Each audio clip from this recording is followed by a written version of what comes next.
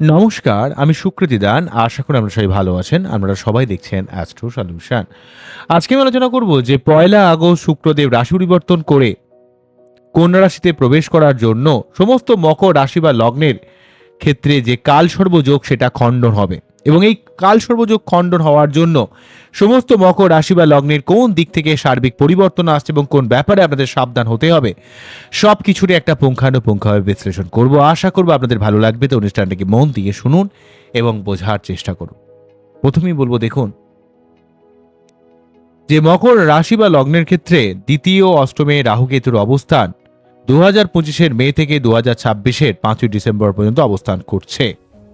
তো এই অবস্থান জেনারেলি ভাবে মকর রাশি বা লগ্নের দ্বিতীয় ভাব মানে কি অর্থকেন্দ্রিক ভাব, বাক্য বা মুখের ভাষা, আত্মীয় স্বজনের সঙ্গে সম্পর্ক। অষ্টম ভাব মানে পরিবর্তন, অষ্টম ভাব মানে মৃত্যু, অষ্টম ভাব মানে হচ্ছে আধ্যাত্মিকতা, উত্তরাধিকার সূত্রে সম্পত্তি।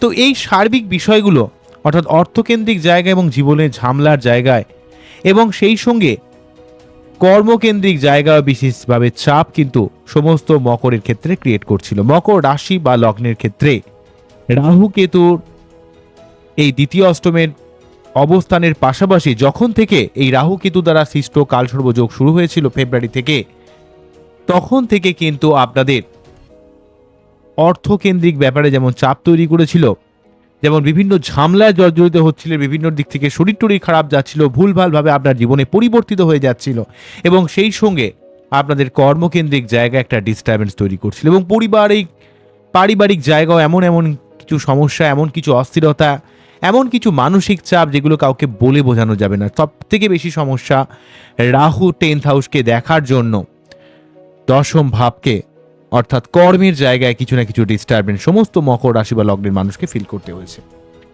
তাই এখানে রাহুকেতুর অবস্থান সম্পূর্ণ না সরলেও যেহেতু রাহুকেতু দ্বারা সৃষ্ট কালসর্প যোগের খণ্ডন হচ্ছে, তাই আপনাদের কর্মকেন্দ্রিক অনেক বাধা বিপত্তি চলে যাবে। অর্থকেন্দ্রিক সমস্যা, জীবনের সার্বিক বিভিন্ন অস্থিরতা, যেই সমস্যায় দীর্ঘদিন আটকে রয়েছেন, থমকে রয়েছেন, জীবনের অনেক কিছু হতে হতেও আটকে যাচ্ছে, সেই জায়গাটাতে অনেকটা ঠিক হবে। কারণ কালসর্প যোগের খণ্ডন মানে আপনাদের জীবনে সার্বিক আনস্টেবিলিটির জায়গাটাকে অনেকটা স্টেবিলিটি দেবে। আপনার জীবনে যে যে জায়গায় যেই সমস্যায় পড়েছিলেন সেখান থেকে হাজার চেষ্টা করে উঠতে পারছিলেন না, কারো ক্ষেত্রে লোনগ্রস্ত হয়ে যাওয়া, কারো ক্ষেত্রে সম্পর্ক সংক্রান্ত সমস্যা, মেনলিভাবে আপনাদের অর্থের চাপ, বিভিন্ন ঝামেলায় জড়িয়ে পড়া, কর্মকেন্দ্রিক সমস্যা, এই ধরনের এই তিনটে সমস্যা বেশি দেখেছি এবং কারো কারো ক্ষেত্রে এমনকি পরিবার কেন্দ্রিক ব্যাপারেও কিন্তু সমস্যা কিছুটা ছিল। তো সেই সমস্যাগুলো ধীরে ধীরে আপনাদের জীবন থেকে কিন্তু চলে যাবে, 40% রিমুভ করে যাবে। তারপর অক্টোবরের পর থেকে মোটামুটিভাবে এই ব্যাপারে আর্থিক দিক থেকে পরিবর্তন হবে, জীবনের গতি প্রকৃতির সার্বিক একটা পরিবর্তনশীলতা আসবে, উত্তরাধিকার সূত্রে সম্পত্তি প্রাপ্তির দিক থেকে, জীবনের দীর্ঘমেয়াদী কোনো ঝামেলা থেকে বেরিয়ে আসার দিক থেকে আপনার জীবনে একটা পজিটিভ ব্যাপার কিন্তু তৈরি করে দেবে। ঠিক আছে, তাই এই অক্টোবর থেকে পয়লা আগস্ট থেকে কালসর্পযোগ চলে যাওয়ার জন্য একটা পজিটিভ পরিবর্তন যেমন পাবেন এবং অক্টোবর থেকে 5ই ডিসেম্বর পর্যন্ত এই দ্বিতীয় অষ্টমে রাহু কেতু এই ভাবগুলোতে অর্থাৎ আপনার আর্থিক দিক থেকে পরিবর্তন, ঝামেলা থেকে বেরিয়ে আসা, আপনার জীবনে লং টার্ম বিশেষের কিছু উন্নতি এবং কর্মের দিক থেকে উন্নতি, কর্মকেন্দ্রিক ব্যাপারে যেই জটিলতা সেটা অনেকটা কেটে যাবে এবং পরিবার কেন্দ্রিক সার্বিক অস্থিরতা ব্যাপারটা অনেকটা কেটে যাবে।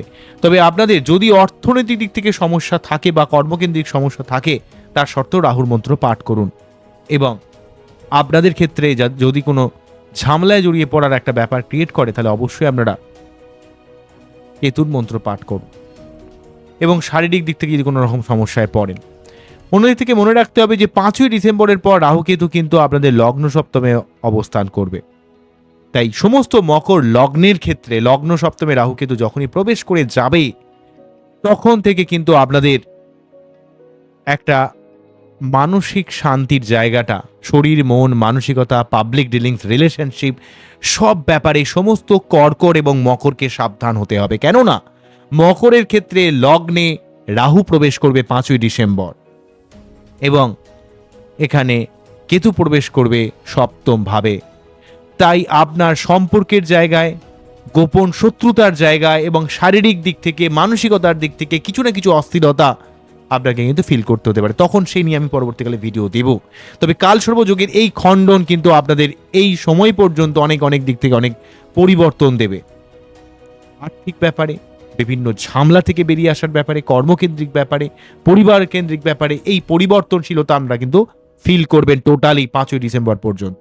তবে 5ই ডিসেম্বরের পর থেকে আপনাদের 1.5 বছর আরো বেশি সাবধান হতে হবে, যাদের বিশেষ করে মকর লগ্ন। আমি এই নিয়ে পরবর্তীকালে ভিডিও নিয়ে আসবো। তবে এই মুহূর্তের এই পরিবর্তনশীলতাকে জীবনের উন্নতির ক্ষেত্রে কাজে লাগান, কেননা সপ্তম ভাবে বৃহস্পতিদেব অবস্থান করছে উচ্চস্থ হয়ে। ভালো ভালো মানুষের সান্নিধ্য, সঠিক কোনো গুরুপ্রাপ্তি, পড়াশোনা কেন্দ্রিক ব্যাপারে, সম্পর্ক কেন্দ্রিক ব্যাপারে, ব্যবসার জায়গায়, পাবলিক ডিলিংসের জায়গায় একটা শুভ পরিবর্তন নিয়ে আসবে। অন্যদিক থেকে শনিদেব বক্রী হয়ে 3rd হাউসে অবস্থান করার জন্য সমস্ত মকর রাশি বা লগ্নের ক্ষেত্রে একটা পরাক্রমতা, লড়াই করে যে কোনো সমস্যা থেকে বেরিয়ে আসার দিক থেকে আপনাকে কিন্তু অনেকটা হেল্প করবে। সমস্ত এখানে মকর রাশি বা লগ্নের ক্ষেত্রে এই ব্যাপারটা হেল্প কিন্তু আমরা অবশ্যই পাবেন। ঠিক আছে। অন্যদিক থেকে আমরা ষষ্ঠভাবে মঙ্গলকে পাচ্ছি, যেই মঙ্গল আপনাদের ক্ষেত্রে একাদশপতি এবং চতুর্থপতি। সেই মঙ্গল ষষ্ঠভাবে থেকে প্রতিযোগিতায় জয়লাভ করা, কোনো কিছু প্রাপ্তিযোগ বা আপনার পরিবার কেন্দ্রিক অনেক সমস্যাকে নির্মূল করতে হেল্প করবে। শনিদেব যেহেতু এখানে 3rd হাউসে অবস্থান করছে বক্রী হয়ে, তাই আপনার মধ্যে একটা পরাক্রমতা, নতুন যে কোনো কাজ শুরু করলে সেই কাজটা আলটিমেটলি সাফল্য লাভের দিক থেকে আপনাকে হেল্প করবে। কিন্তু যেহেতু সে বক্রী হয়ে থাকছে 11ই ডিসেম্বর পর্যন্ত, আপনাকে অত্যন্ত স্ট্রং এবং আনস্টেবল করে দেবে। তার জন্য আপনার নিজের মনের মধ্যে একটা ডিস্যাটিসফ্যাকশন, যে আমাকে আরও কিছু করতে হবে, এমন একটা মেন্টালিটি আপনার অনেক জীবনে অনেক কিছুর প্রবলেম সলভ করে দেবে, অনেক দিক থেকে অনেক অসাধ্য সাধন করবে। কিন্তু তবুও আপনাকে মাঝে মাঝে কিছু কিছু ক্ষেত্রে একটু ডিস্টার্ব করবে, একটু ডিস্যাটিসফ্যাকশন বা একটু স্যাটিসফ্যাকশনের অভাব কিছুটা কিন্তু তৈরি করে দেবে। শনিদেব এখানে 3rd হাউসে থেকে তার 3য় দৃষ্টির মাধ্যমে 5ম ভাবকে প্রভাবিত করার জন্য প্রেম ভালোবাসার দিক থেকে, সন্তানের দিক থেকে, পড়াশোনার দিক থেকে, ব্যবসার দিক থেকে, সঠিক প্ল্যানিংয়ের দিক থেকে যেমন হেল্প করবে, তেমন কিন্তু ভাগ্যের জায়গায় একটা সার্বিক উন্নতি করবে। এবং আপনার জীবনের পূর্ববর্তী অভিজ্ঞতা বা পূর্ববর্তী কোনো ভুল থেকে যদি আলটিমেটলি কোনো রকম শিক্ষা গ্রহণ করে থাকেন, তাহলে দেখবেন আপনি অনেক গুণে এগিয়ে যাবেন। তবে সাময়িক বিষণ্ণতাকে একটু পরিত্যাগ করতে হবে, কারণ শনি কিন্তু দেখবে আপনি কতটা পরিশ্রমী রয়েছেন, কতটা নিজেকে চেঞ্জ করেছেন, কতটা আপনি খাটছেন, কতটা অ্যাকচুয়ালিভাবে আপনি কাজের জায়গায় কতটা উদ্গ্রীব হয়ে রয়েছেন, কতটা আপনি পজিটিভভাবে মাইন্ডসেট রেখেছেন, নিজের কাজের জায়গায় পারফেকশন রাখছেন, সেই জায়গাগুলোকে একটু খেয়াল করে নেবে।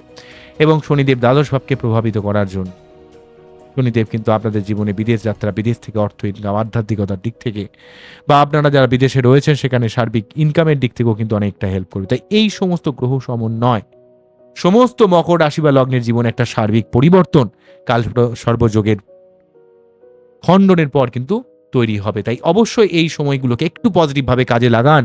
তবে শনি বক্রী থাকার কারণে এই যে বিষণ্ণতাকে একটু পরিত্যাগ করুন, বাচ্চার এই চন্দ্রে সঠিকভাবে প্রতিকার প্রতিবিধান করুন, দেখবেন আপনারা অবশ্যই অনেক দিক থেকে অনেক পজিটিভ ফল লাভ করবেন। আমার এই টোটাল অনুষ্ঠানটিকে আপনাদের কতটা ভালো লাগলো তা কিন্তু অবশ্যই কমেন্ট সেকশনে জানাবেন। আমরা খুব ভালো থাকুন, অ্যাস্ট্রো সলিউশন দেখতে থাকুন। আরেকটা কথা বলবো যে শনির ঠিক অপোজিটই শুক্রদেব অবস্থান করছে, তাই একটু শুক্রবার নিরামিষ না খেতে পারেন। শুক্রবার একটু আপনাদের পারফিউম ইউজ করা, সাদা ড্রেস পরা, বাড়ির লাইফ পার্টনারকে একটু সম্মান দেওয়া, সে কি বলছে তাদের সুবিধা সুবিধা ব্যাপারটাকে দেখতে হবে, এবং বাড়ির মহিলা সদস্যদের এর প্রতি একটু যত্নশীল হতে হবে, কেননা শুক্রদেব এক্ষেত্রে একটু নিচস্থ হয়ে যাবে। তাই একটু ভোগের দিক থেকে মহিলাদের একটু মুড সুইং করবে, মাঝে মাঝে একটু অস্থিরতার মধ্যে মাঝে মাঝে পড়তে পারে, এই ব্যাপারটা কিন্তু থাকছে। কারণ শনির উপর শনি কিন্তু শুক্রকে যখনই দেখবে, তার একদিক থেকে ভোগের কারক গ্রহ যখন ত্যাগের কারক গ্রহর সঙ্গে কানেক্টেড হয়, তখনই কিন্তু এখানে কিছুটা ডিস্টার্ব তৈরি করে। এই ব্যাপারগুলো একটু দেখতে হবে, এবং আপনাদের অবশ্যই বার্তারে যে জায়গাগুলো নেগেটিভ রয়েছে সেই জায়গাগুলো সঠিক কোনো অ্যাস্ট্রোলজির গাইডলাইন নিতে হবে, তাহলে জীবনে অনেক অনেক দিক থেকে অনেক সমস্যাকে আপনারা কাটিয়ে জীবনে এগিয়ে যেতে পারবেন। তো আজকে এখানেই থামছি, আবারও দেখা হবে নতুন কোনো ভিডিও নিয়ে। আমরা খুব ভালো থাকুন, অ্যাস্ট্রোলজি দেখতে থাকুন। নমস্কার, থ্যাংক ইউ।